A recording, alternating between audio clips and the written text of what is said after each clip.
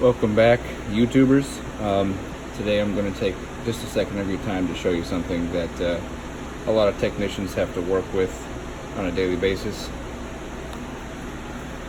Anytime a customer loses their wheel lock key, or you get a car traded in that doesn't have one, you have to forcefully remove those, and you have to do so without damaging the wheel.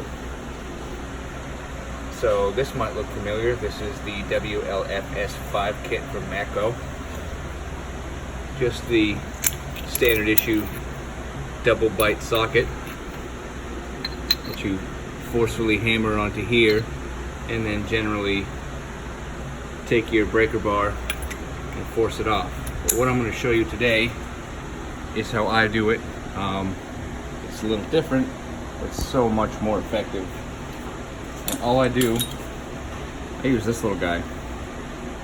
This is a air hammer attachment with a 1/2 inch chuck at the end and a 19mm nut. And I'm going to show you how to do this in about 2 seconds. Alright, so although this looks like an OSHA nightmare, it's actually a lot safer. It's a lot less swinging of a hammer. It's a lot faster. It's a lot less effort. So I have the breakaway socket and the extension on that air hammer attachment I showed you with the wrench around it. Put the air hammer on it.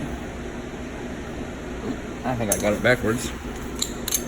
Just flip that wrench around. There we go. Put it on there, hold the wrench, hold the gun, hit it real quick. You probably saw it forcefully go in. Now I'm just gonna hold the gun, put my foot on the wrench. That's it.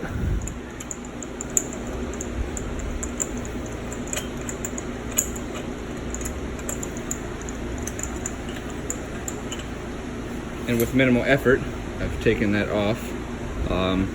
This is just a little work smarter, not harder tip from an experienced tech. Hope you enjoyed it and it helps you out.